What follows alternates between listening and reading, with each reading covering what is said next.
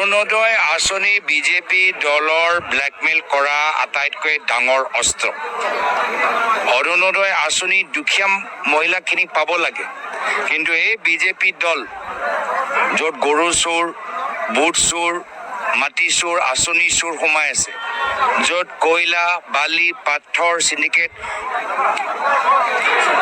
Syndicate কৰা মানুহবোৰ সোমাই আছে, এই গোটেই চিণ্ডিকেট আৰু গোটেই চোৰসকলৰ চৰ্দাৰ হৈছে হিমন্ত বিশ্ব শৰ্মা ডাঙৰীয়া, যিজনে অৰুণোদয় আঁচনি উপযুক্ত মহিলাগৰাকীক দিয়াতকৈ ব্লেকমেইল কৰিবলৈ আৰম্ভ কৰিছে।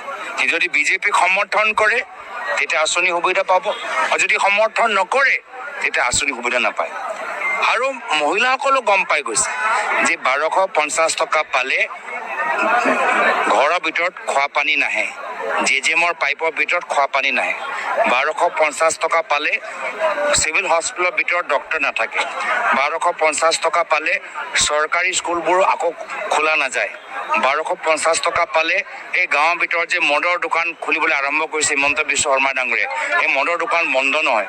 1250 টকা ল'লে আমাৰ বৃদ্ধসকলৰ যে তেওঁলোকৰ দৰৱ আমি কিনিবলৈ সক্ষম নহ'ম। তো মানুহবোৰো, মহিলাখিনিও সজাগ হৈছে আৰু গম পাই গৈছে যে আগন্তুক দিনত এই বিজেপি দল 1250 টকা ব্লেকমেইল কৰি গোটেইখিনি যে কাম যে কৰিব লাগে, শিক্ষা ক্ষেত্ৰত, চিকিৎসা ক্ষেত্ৰত, খোৱা পানীৰ ক্ষেত্ৰত, বিজুলী যোগান ক্ষেত্ৰত, ৰাস্তা দলঙৰ ক্ষেত্ৰত, গৰখনীয়া ক্ষেত্ৰত, সেইখিনি তেওঁলোকে কৰা নাই। এতিয়া মানুহ আৰু ভয় নকৰে, এই ব্লেকমেইলৰ জালত আৰু ভৰি নিদিয়ে। মানুহবোৰ, মহিলাখিনি আজি কংগ্ৰেছৰ লগত আছে। মুখ্যমন্ত্ৰী হিমন্ত বিশ্ব শৰ্মা ডাঙৰীয়াই দুইমুখৰ স্থিতি দেখা নাই। 10 ছেপ্টেম্বৰ কৈ আছিল। 10 ছেপ্টেম্বৰ আজি তাৰিখত তেওঁ গোটেই ৰিপৰ্টটো পঢ়িলে নে নাই পঢ়া আমি এইটোৱে গম পোৱা নাই। আজি তাৰিখত তেওঁ ৰিপৰ্টটো আপলোড কৰিলে হ'ল, নহ'লে একে পুৰণি ফাটা টেপৰ দৰে কথাবোৰ কৈ আছে, ফুচ হৈ গ'ল। আৰু আমি কৈছোঁ আমি 10 ছেপ্টেম্বৰত আমাৰ প্ৰগ্ৰাম হিট হ'ল, আৰু আগন্তুক 10 অক্টোবৰতো আমাৰ প্ৰগ্ৰাম হিট হ'ব, তাৰপিছত 10 নৱেম্বৰতো আমাৰ প্ৰগ্ৰামটো আমাৰ হিট হ'ব।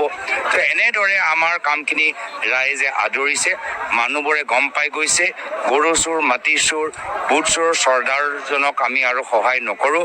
অসমত মামিক চান্দা নিদিয়াকৈ কোনো কাম নহয়।